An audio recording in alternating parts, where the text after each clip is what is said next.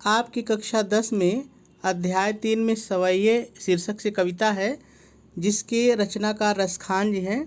आज इसके तीसरे पद्यांश की व्याख्या सीखेंगे, रटेंगे नहीं बल्कि सीखेंगे। बहुत ही सरल है। सबसे पहले मैं इन चारों लाइन को पढ़ता हूँ, फिर सभी शब्दों के अर्थ बता देता हूँ, उसके बाद फिर व्याख्या करते हैं। ठीक है, चलिए सबसे पहले आप भी मेरे साथ पढ़ लीजिए।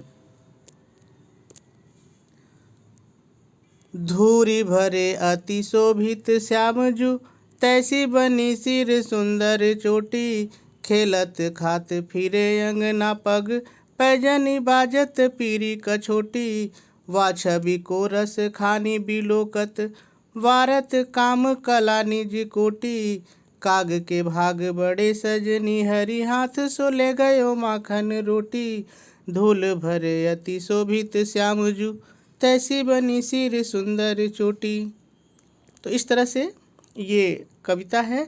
चलिए अब इसमें आए हुए एक एक शब्द को हम लोग देख लेते हैं। धूर, धूर मतलब धूल, मिट्टी, धूल। भरे हुए अर्थात धूल से भरे हुए या धूल में सने हुए। अति माने अत्यधिक। शोभित मतलब सुशोभित या सुंदर दिखना। श्यामजू अर्थात कृष्ण भगवान श्याम। तैसी अर्थात उस, तैसी माने उस पर। बनी, बनी हुई। सिर वही सिर ही रहेगा।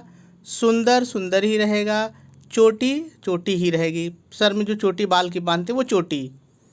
खेलत खेलते हुए। खात खाते हुए।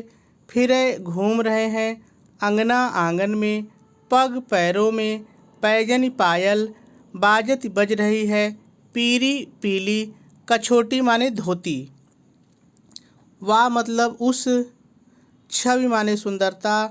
को वही रहेगा। रसखान कवि जी हैं। विलोकत मतलब देखकर। वारत मतलब न्यौछावर करना।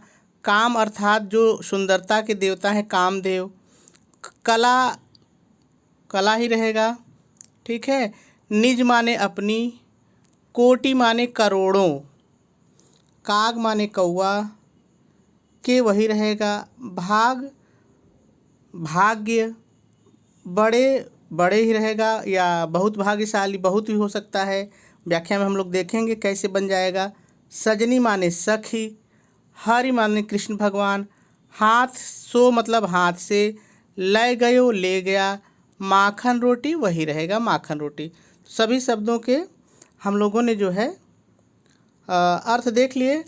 इसकी व्याख्या करें हम लोग। इसके पहले थोड़ा सा संदर्भ और प्रसंग की बात कर लें। तो देखिए, जब मैंने इसका पहला भाग पढ़ाया था तो वहाँ संदर्भ मैंने आपको बताया था। आप संदर्भ वहाँ से देख के लिख लेंगे। ठीक है, चलिए प्रसंग की बात हम लोग कर लेते हैं। तो देखिए, मैं बार बार कहता हूँ कि हिंदी में रटने जैसी कोई चीज़ होती नहीं, बस आप थोड़ा सा समझ लीजिए। मैं बार बार कहता हूँ, जैसे देखिए अभी मैं इसकी व्याख्या आपको बताऊँगा तो आपको ये समझ में आ जाएगा कि इसमें क्या रसखान जी ने बताया है। बस उसी का एक छोटा सा हिस्सा हम लोग प्रसंग बना लेते हैं। तो देखिए इसमें है क्या कि एक जो सखी है वो दूसरी सखी से, धूल से जो सने हुए श्री कृष्ण भगवान हैं उनकी सुंदरता का बहुत ही सुंदर उस सखी ने वर्णन किया है। इसी चीज़ को हमको प्रसंग बनाना है। तो देखिए कैसे बनाएंगे। आप प्रसंग हेडिंग डालेंगे और लिखेंगे, प्रस्तुत पद्यांश में एक सखी द्वारा धूल से भरे हुए श्री कृष्ण की सुंदरता का दूसरी सखी से वर्णन करने का बहुत ही सुंदर प्रयास किया गया है और आपका जो प्रसंग है वो पूरा हो जाएगा। चलिए अब व्याख्या की बात कर लें। आप व्याख्या हेडिंग डालेंगे और लिखेंगे, एक सखी दूसरी सखी से कहती है। इतना आपने जोड़ेंगे। एक सखी दूसरी सखी से कहती है, धूल में सने हुए या धूल से भरे हुए श्री कृष्ण भगवान अत्यधिक सुशोभित हो रहे हैं और उस पर उनके सिर पर बनी हुई सुंदर चोटी भी अत्यंत सुशोभित हो रही है। इस लाइन को एक बार फिर से देख लीजिए। आप व्याख्या हेडिंग डालेंगे और लिखेंगे, प्रस्तुत पद्यांश में एक सखी दूसरी सखी से कहती है, धूल से भरे हुए श्री कृष्ण भगवान अत्यधिक सुशोभित हो रहे हैं और उस पर उनके सिर पर बनी हुई सुंदर चोटी भी वैसे ही सुशोभित हो रही है। इतना आपने जोड़ दीजिए, वैसे ही सुशोभित हो रही है। खेलते खेलते और खाते हुए कृष्ण भगवान आंगन में घूम रहे हैं। खेलते और खाते हुए श्री कृष्ण भगवान, अपने जोड़िए, श्री कृष्ण भगवान आंगन में फिर यानी घूम रहे हैं। और इसके कारण, अपने जोड़िए, और इसके कारण उनके पैरों में बंधी हुई पायल से बज रही है। फिर अपने जोड़िए, जिससे मन को मुग्ध करने वाली ध्वनि निकल रही है। इतना अपने जोड़िए, उनके पैरों में पायल बज रही है। फिर अपने जोड़ेंगे, जिससे मन को मुग्ध करने वाली ध्वनि निकल रही है। और उन्होंने, फिर अपने जोड़े, और उन्होंने पीले रंग की धोती धारण कर रखी है या धोती पहन रखी है। ठीक है, अब यहाँ से शुरू करेंगे। रसखान जी कहते हैं, उस छवि को, उस सुंदरता को देखकर कामदेव भी अपनी, निज माने अपनी करोड़ों कलाओं को न्यौछावर करते हैं। वारत मतलब न्यौछावर करते हैं।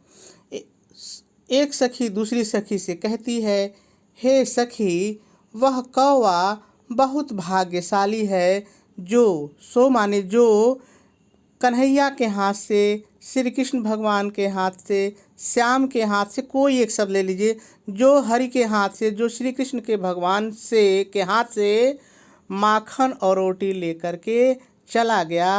अर्थात जिसे श्री कृष्ण की जूठी रोटी खाने का सौभाग्य प्राप्त हुआ। ये अपने जोड़ेंगे, अर्थात उसे श्री कृष्ण भगवान की जूठी रोटी खाने का सौभाग्य प्राप्त हुआ। और आपकी व्याख्या पूरी हो जाएगी। एक बार मैं पुनः जल्दी से बता देता हूँ। मान लीजिए कोई चीज़ अगर आपको न समझ में आई हो तो चलिए देखिए, बहुत ही सरल है। ठीक है, आप शुरू करेंगे, व्याख्या हेडिंग डालेंगे और पहले अपनी तरफ से लिखेंगे। प्रस्तुत पद्यांश में एक सखी दूसरी सखी से कहती है, धूल से भरे हुए कृष्ण भगवान अत्यधिक सुशोभित हो रहे हैं और उस पर उनके सिर पर बनी हुई सुंदर चोटी भी वैसे ही सुशोभित हो रही है। वे खेलते और खाते हुए पूरे आंगन में घूम रहे हैं, जिसके कारण उनके पैरों में बंधी हुई पायल से मन को मुग्ध करने वाली ध्वनि निकल रही है। और वे पीले रंग की धोती पहने हुए या धारण किए हुए हैं, कोई एक धारण किए हुए हैं। उस रसखान जी कहते हैं, उस सुंदरता को देखकर सुंदरता के देवता कामदेव भी अपनी करोड़ों कलाओं का न्यौछावर करते हैं। सखी कहती है, हे सखी, वो कौवा बहुत बड़ा भाग्यशाली है। सखी, यहाँ से शुरू करेंगे। हे सखी, वह कौवा बड़ा भाग्यशाली है जिसने श्री कृष्ण भगवान के हाथ से माखन और रोटी ले जाने का भाग्य